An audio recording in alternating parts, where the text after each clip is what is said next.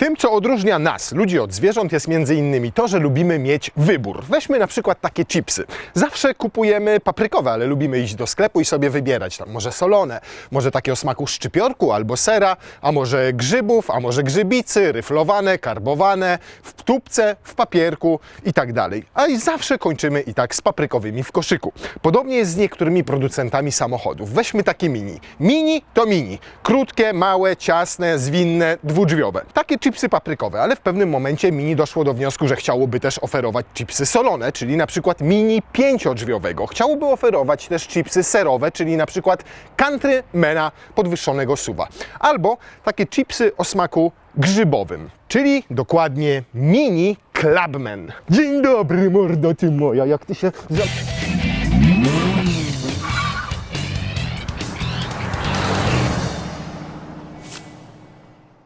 Clubman kosztuje dokładnie 11 000 złotych więcej niż Mini 5-drzwiowe, ale w tym wypadku faktycznie za więcej pieniędzy dostajecie więcej samochodu, bo rozstaw osi jest o 10 cm dłuższy niż w 5-drzwiowym Mini. Całe auto jest o 28 cm dłuższe, bagażnik jest większy o 82 litry i ma 360 litrów, a jak złożycie siedzenia, to jest większy o 500 litrów, bo ma wtedy 1200 coś. Samochód jest wyższy o 1,6 cm, a nawet szerszy o 7 cm. Nawet zbiornik paliwa jest większy, bo ma o 4 litry większą pojemność. Nawet felgi są większe, bo mają 17 cali w standardzie, a nie 16 cali. Ale niestety dostajecie też większą masę, o 150 kg. Niemniej oznacza to, że każdy kilogram więcej kosztuje Was tylko 70 zł. Całkiem nieźle jak za stal, skórę, plastik i gumę. Natomiast przez tą większą masę dostajecie też gorsze osiągi, bo tutaj mamy wersję Cooper S i przyspiesza do setki w 7,2 sekundy, o pół sekundy gorzej niż ta wersja 5-drzwiowa i 3-drzwiowa. Natomiast, tutaj nie ma żadnej blokady, jak w BMW się otwiera, bo to jest, proszę Państwa, BMW.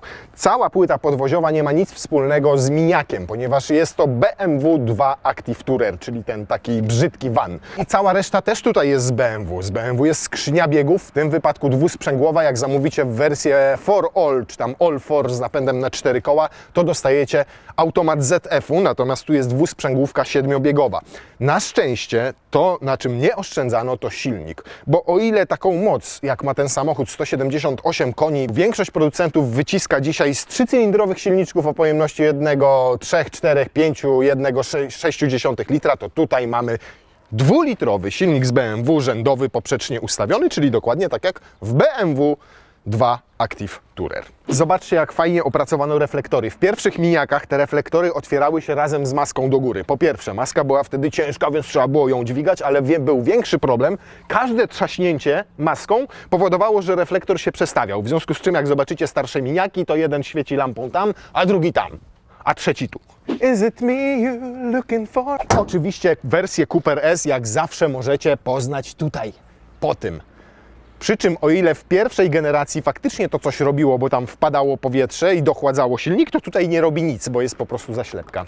Na papierze zatem i w teorii wszystko w tym samochodzie się zgadza. W dodatku jest wyjątkowy, bo jest niby z segmentu B, ale nikt inny poza nim w segmencie B nie oferuje dzisiaj takiego po prostu kombiaczka. Natomiast pytanie, jak jest w praktyce. I zacznijmy od nazwy, bo Clubman sugeruje, że macie do czynienia z wykształconym Brytyjczykiem w tweedowej marynarce, siedzącym w wygodnym fotelu, lekko flegmatycznym, popijającym sobie koniaczek. No niestety, w tym wypadku Brytyjczycy mieli na uwadze chyba ten jeden z modnych klubów w Londynie dla młodzieży, gdzie podaje się kolorowe drinki, a muzyka gra uc, uc, uc. Mówiąc krótko, ani trochę nie jest mężczyzną i dżentelmenem, jest raczej takim chłopczykiem w rureczkach, z kucykiem z tyłu i z torebeczką. Czyli pasuje do Lenara, dlatego mu się tak podoba. To jest oczywiście wersja po faceliftingu, który miał miejsce w 2017 roku i zmieniono wówczas w samochodzie przede wszystkim tak wkłady reflektorów i tutaj cały ten LED, zaraz to zapalimy, świeci naokoło. O, i jak jeszcze sobie cyknę kierunkowskaz, jest kierunkowskaz silny? O, teraz, czyli tutaj normalnie świeci LED dzienny, a kiedy włączacie kierunkowskaz, to zamienia się w kierunkowskaz. Przemodelowano trochę przedni grill, dorzucono nowe kolory nadwozia, dorzucono nowe felgi, między innymi te, ale najfajniejsze są tylne lampy. Zobaczcie, jak ona ładnie świeci. To jest wzór zwany Union Jack, nawiązujący do brytyjskiej flagi i ten wzór pojawia się też na niektórych elementach wnętrza, a nawet czasami na felgach. Te akurat jego nie mają, ale są też takie felgi, które też nawiązują do tego Union Jack. Natomiast rzeczą, która najbardziej odróżnia Clubmana od innych miniaków, jest oczywiście bagażnik, który podobno da się otworzyć tak. O! Raz można... O! I druga od razu. Z kopniaka. Bardzo praktyczne rozwiązanie. Możecie na przykład, skoro już mówimy o smaku grzybów, przystawić sobie tutaj deskę taką długą i wjechać do środka taczkami. A tak serio, jest to beznadziejne rozwiązanie. Po pierwsze, w zwykłym hatchbacku, jak pakujecie rzeczy do bagażnika, to może padać, a jednak jesteście w stanie tam się schować pod tą klapą, grzebać sobie i nie leci wam na łeb. Druga rzecz, jak podjedziecie do ściany, to taki bagażnik do góry otwiera się całkiem łatwo i tam wystarczy wam 20 cm od ściany i jesteście w stanie go otworzyć, na przykład w garażu, cofając. Tutaj nie ma takiej możliwości, w związku z czym, kiedy podjedziecie do ściany na 20 cm, to zostaje wam, taka luka na wyjęcie bagażu. Bardzo praktyczne. Wygląda to może fajnie podczas otwierania, natomiast w codziennym użytkowaniu po prostu zdaje egzamin. Natomiast sam bagażnik, żeby nie być już takim malkontentem, jest naprawdę spory. Po pierwsze, ma 360 litrów, więc jak tę półeczkę sobie wyjmiecie, a można to zrobić, to mieści całkiem sporo gratów, przy czym tutaj powstaje taki próg, który, widzicie jakie to jest niepraktyczne? Pozostaje wtedy tutaj taki mało praktyczny próg. No ale dobra, zwracam uwagę przy tym na wykończenie tego bagażnika, bo w samochodach segmentu B nie zdarza się naprawdę, żeby to wszystko było tak ładnie obite. Macie dwa praktyczne schoweczki tutaj po bokach, macie dwie lampeczki, macie jakieś... Nie, to nie są haczyki. Co to jest? Od czego to? A, to półeczkę blokuje. Jak podnosicie tą półeczkę, to możecie sobie tak ją zablokować. I bardzo ładnie schodzi, nie trzeba niczego naciskać. Natomiast zwracam wam uwagę na jedno mega fajne i praktyczne rozwiązanie. Po pierwsze, kanapa jest dzielona w proporcjach 40, 20, 40, co ułatwi wam na przykład przewiezienie dłuższych przedmiotów. Ale w momencie, kiedy potrzebujecie więcej bagażnika, to zobaczcie. Tu macie coś takiego sprytnego, fajnego, co podnosicie, wtedy kanapa ustawia się silny. Jak ty mnie zaimponowałeś w tej chwili. Ustawiacie sobie oparcie kanapy w pionie, 90 stopni ma. Owszem, tam jest mniej wygodnie, ale na krótszym dystansie kogoś przewieziecie. Natomiast tutaj jesteście w stanie wrzucić wtedy naprawdę sporo walizek. Jak to się zdejmuje, to... Kurna! Silny dzisiaj jesteś w formie. I teraz zobaczcie. Raz, dwa, to są wielkie 120-litrowe walizki i tutaj jeszcze macie miejsce na trzecią mniejszą. Naprawdę całkiem nieźle, zważywszy na to, że z tyłu macie pionową tą klapę, tylko zobaczcie jak grube są drzwi. Przecież one mają ze 25 cm. Na cholerę ja się pytam, jakby zrobić to węższe tutaj, to jeszcze dodatkowo dostajecie z 50 litrów bagażnika, ale i tak się zamknie. Dobra, i jeszcze raz. Naprawdę świetnie działa to otwieranie. No dobra, to ciekawe jak przy takim bagażniku, przy tym dłuższym o 10 cm rozstawie osi i 28 cm dłuższym nadwoziu jest na tylnej kanapie. No i rzecz w tym, że jest ciasno. To sobie muszę podnieść. Siedziałem ja tam przed chwilą. Umówmy się i bądźmy szczerzy, to nie jest samochód dla dorosłych, jeżeli chodzi o tylną kanapę. Dla dzieciaków owszem, jest podłokietnik, jest ta kanapa składana w proporcjach, tak jak mówiliśmy, 20, 40, 20. To się wtedy składa tak. Pyk. A oprócz tego jeszcze jest podłokietnik z cup holderem. Więc super. Łatwy dostęp do isofixów, żeby wpiąć foteliki. Ładna tapicerka pikowana, oczywiście nie za darmo i nie w serii. Zobaczcie, jakie ładne ma przeszycia tutaj. W momencie, kiedy pasażer jest przesunięty bardziej do przodu, jest już trochę lepiej, ponieważ tutaj fotel został też tak wyprofilowany, żeby było więcej miejsca na kolana. Więc tak będzie wygodniej siedzieć, tak będzie mniej wygodnie. Ale kto siedzi tak jak w kościele w samochodzie? No na Boga. Tu oczywiście ogranicza nam trochę przestrzeń na głową ten duży szklany dach dwuczęściowy. Natomiast nie sądzę, by tutaj było znacznie wygodniej i dużo więcej miejsca, jak będziecie mieli wersję bez dachu. Natomiast zwracam wam uwagę na naprawdę bardzo, bardzo dobre wykonanie. O ile te pierwsze Mini kiedyś były szalenie tandetne, po prostu zrobione z tego, co Brytyjczycy znaleźli na wysypisku śmieci, to tym razem jest to poziom zdecydowanie BMW. Zobaczcie nawet, To nie, to jest po prostu brudne. Myślałem, że to jakiś wzór, a to jest po prostu brudne. No dobra, detale detalami, bo Mini zawsze z tego słynęło, ale słynęło z czegoś jeszcze. Jeździłem pierwszym miniakiem, tym po przejęciu firmy przez BMW i wiecie, co było w nim najpiękniejsze? To była najlepsza przednionapędówka świata. Ta właśnie w wersji Cooper S.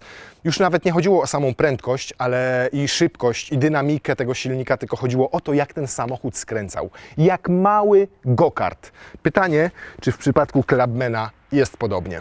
Przy okazji faceliftingu oczywiście trochę też przemodelowano wnętrze. Pojawił się na przykład taki ekran tutaj nawigacji systemu, Zawsze jak wsiadam do BMW, to zapominam o tych kierunkowskazach. Przemodelowano trochę to wnętrze, pojawił się na przykład ekran multimedialny, taki większy, który ma 8,8 cala. Teraz tutaj zamiast klasycznych zegarów analogowych możecie mieć takie zegary też cyfrowe i to nie kwadratowe jak w większości samochodów, tylko w kształcie jaja. Natomiast to, co jest fajne, to zobaczcie tutaj ten LED, który świeci na różne kolory, zależnie od tego, co robicie. Na przykład jak zmieniacie sobie tryb jazdy, to zmienia on też swój kolor tutaj.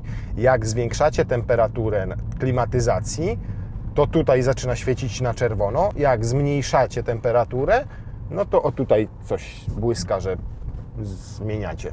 I o ile w Mercedesach czy w Volkswagenie Golfie te wszystkie kolorki zmieniające się, różowy, sino-papurzaty, fioletowy, sraki taki owaki mi nie odpowiadają, to do miniaka po prostu to pasuje, bo on jest trochę zabawny, trochę śmieszny, po prostu mam budzić uśmiech na twarzy, no. I poczekaj, a czemu mi się tutaj zegarek świeci? A, mogę sobie tu zmieniać, dobrze. No i mam tu oczywiście nawigację i całą resztę systemów multimedialnych. Mam tutaj Harmana Kardona, mam tutaj wyświetlacz ten przezierny, czyli head-up, natomiast jest obrzydliwy, ponieważ, gdzie to jest? Skonfiguruj green.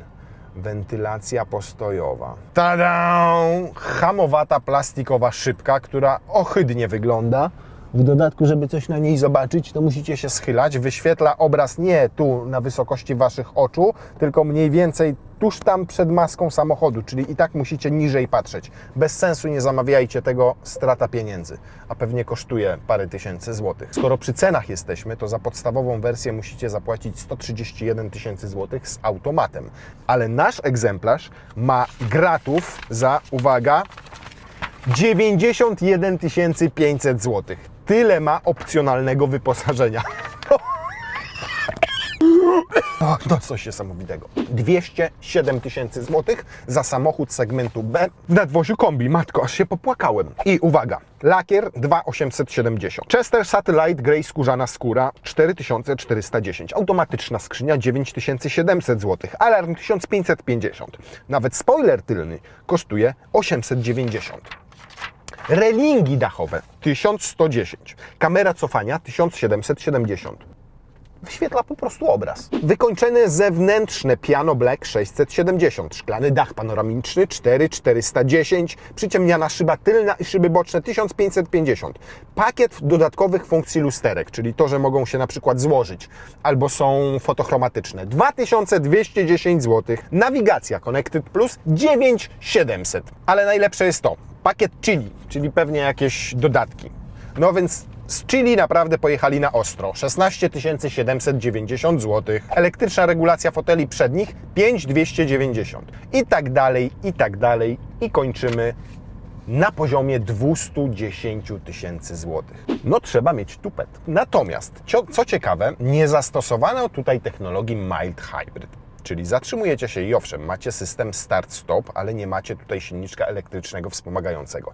Teraz wyłączył nam całkowicie silnik i uwaga, ale tylko puszczamy nogę z pedału hamulca, kładziemy na gazie i samochód od razu odjeżdża. I robi to mega płynnie, ta skrzynia dwusprzęgłowa świetnie w ruchu miejskim, nawet w korku, tak jak jedziemy teraz, zmienia biegi. Nie jest narwana, nie jest tak, że nagle pojawia się tutaj jakiś wysoki moment obrotowy i kultura pracy tego dwulitrowego silnika naprawdę jest o niebo lepsza niż w podobnych konstrukcjach, które mają już 3 cylindry. Ciekaw jestem, jak będzie ze spalaniem, no bo dwulitrówka, no to już nawet chłepcze paliwko w takim ruchu miejskim. Malutkie lustereczko. tutaj, które macie, które jeszcze dodatkowo ogranicza widoczność do tyłu, mimo że ta tylna szyba w tej dwuskrzydłowej klapie i tak jest dosyć mała. Natomiast macie wrażenie większej przestronności przez to, że ta szyba jest dosyć daleko, jak patrzycie w lusterko. Boczne lusterka natomiast są już wystarczająco duże, świetnie w nich wszystko widać. Oprócz tego małego lusterka i tej małej szybki, widoczność ograniczają też bardzo szerokie, masywne te przednie słupki. To jest pierwsza rzecz. O widoczność ograniczają, jak tak się odwrócicie, małe szybki z tyłu i bardzo szeroki słupek końcowy. Widoczność ogranicza nawet przednia szyba, która jest w takim typowym dla Mini kształcie, czyli prawie pionowa, bardzo zaoblona w ten sposób. Najgorzej, tak jak jedziecie, to oczywiście nie robi Wam żadnej różnicy, ale podjeżdżacie do skrzyżowania, chcecie zobaczyć, jakie jest światło i za każdym razem, jak stoicie z przodu, musi to wyglądać w ten sposób. Ewentualnie możecie sobie otworzyć szyberdach i wystawić tam głowę. Pewnie po to go tutaj zainstalowano. Dużo się tutaj dzieje, ale ma to też swój urok. Najważniejsze, że jest praktyczne. Na przykład klimatyzacją nadal sterujecie pokrętłami, jest dwustrefowa. Tutaj widzicie temperaturę, a nie wyświetlana jest tutaj. Radio też ma ciągle fizyczne przyciski. No i macie, co ciekawe, tutaj tryb Green, który jest takim trybem Eco, czyli możecie sobie go również skonfigurować, a możecie go skonfigurować czymś, co w BMW nazywa się drive'em, a tutaj nazywa się pewnie inaczej. Przestronność, ten szklany dach jedynie przeszkadza, bo o tak ostatnim włoskiem tutaj muskam o ten próg tutaj. Myślę, że jakby go nie było, byłbym szczęśliwszy, bo to dodatkowe 3, 4, może 5 cm. Natomiast tu na ramiona podłokietnik jest trochę za nisko ustawiony, nie można go regulować, nie można go podnieść, a wypadałoby, żebym miał trochę wyżej tutaj tą rękę. Tutaj mam dosyć blisko do drzwi, więc na łokieć z lewej strony nie ma zbyt dużo miejsca. Na szczęście jest szerokie pod szybie, więc mogę sobie jechać jak typowy kierowca BMW. O, mogę sobie też odchylić dobrze fotel, o, i jechać tak, o. I jeszcze mam tam, uwaga na kolanka, o, i tak mogę sobie jechać, nie?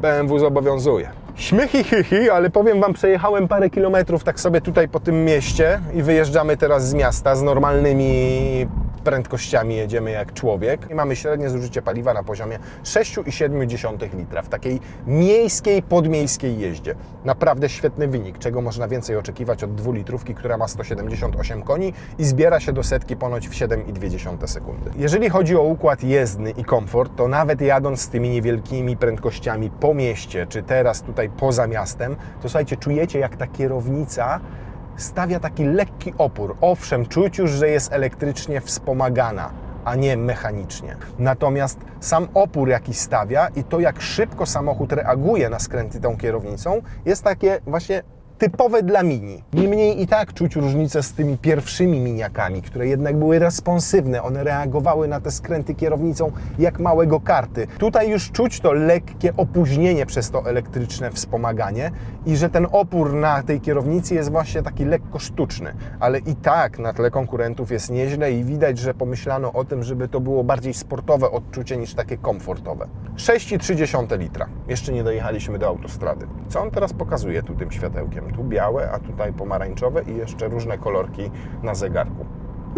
Mini fajne, no nie przeszkadza mi to w Mini, naprawdę. Czyli to jest cały obrotomierz. Tu macie już jakieś 5,5 tysięcy obrotów, a tu się 6 zaczyna, bo czerwone pole tu na tym obrotomierzu jest 6000.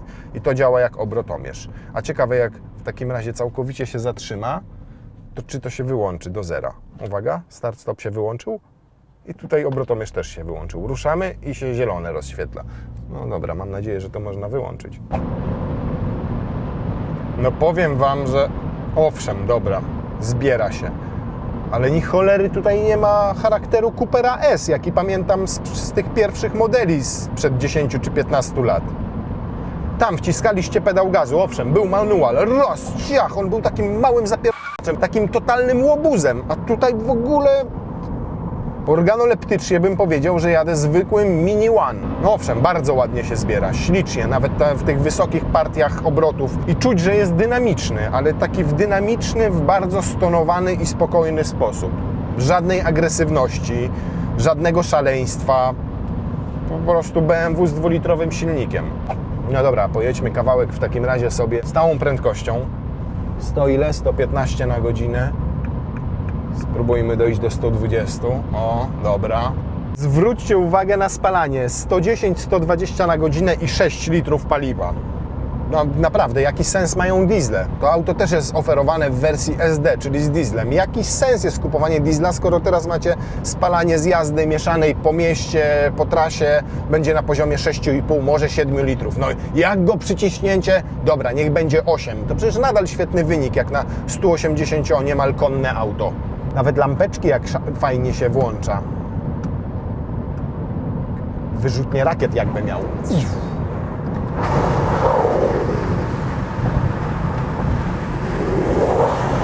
I szybę dach też się tak obsługuje. I tu jest siateczka. Pończocha tutaj jest. O. Lubię pończochy. A wy? Tu pończocha i z tyłu też jest pończocha, tak? Natomiast zobaczcie, jak dziecko tutaj płacze, bo mu słońce razi i chcecie zasłonić, to musicie... O! Nawet ja z długą ręką miałem problem. Albo mama, odsłoń mi słonko, ja chcę przez dach coś obejrzeć i by tam się gimnastyken jest, udało się. Tak jakby to nie mogło też być elektryczne. Ale to by kosztowało dodatkowo 8350 zł. I ważyłoby kolejne parę kilogramów. Bo skoro przy wadze jesteśmy, to wyobraźcie sobie samochód segmentu B, który sotę bez tego szklanego dachu, bez tego dodatkowego wyposażenia waży 1500. Ze mną, z silnym, z tymi wszystkimi dodatkowymi gratami tutaj to będzie jakaś 1700 kg. No to już jest naprawdę przegięcie pały. Kiedyś tyle to ważyły kombi, ale segmentu D, a nie B. No troszkę przygazowaliśmy i średnie spalanie mamy 6,5 litra. Dlatego ciekaw jestem, czy z tą wagą, ze mną za kierownicą, z połową zbiornika paliwa prawie, z tymi dodatkowymi gratami, szklanym dachem, z silnym, z jego kamerą, będziemy w stanie osiągnąć wynik fabryczny, czyli 7,2 sekundy, albo przynajmniej się do niego zbliżyć. Natomiast bardzo fajnie i przyjemnie działa ta dwusprzęgłowa skrzynia biegów. Co ciekawe, tak jak wspomniałem na początku, jak weźmiecie go z wersji z napędem na 4 koła, All4, to dostaniecie zupełnie inną skrzynię, bo klasyczny automat ZF-u, czyli ten, który jest też stosowany w BMW. Natomiast naprawdę do tej dwusprzęgłówki nie można mieć zastrzeżeń. Bardzo ładnie na przykład zmienia biegi. Macie jeszcze MID, czyli ustawienia zrównoważone oraz ustawienia dynamiczne i wskaźniki sportowe. I wtedy Wam pokazuje, ile mocy wykorzystujecie w kilowatach oraz jaki macie moment obrotowy już klasycznie w newtonometrach. 2000, już przy 2500, 2600 czujecie, że w zasadzie cały ten moment obrotowy, czyli 320 Nm macie dostępny. I faktycznie w trybie sportowym jest wrażenie znacznie bardziej tych sportowych doznań. Nawet ten silniczek lekko inaczej brzmi, przy czym jest to definitywnie, bo to słyszę, nie kwestia wydechu jakichś aktywnych klapek, tylko i wyłącznie głośniczków. No dobra, 7,2 sekundy, dane producenta.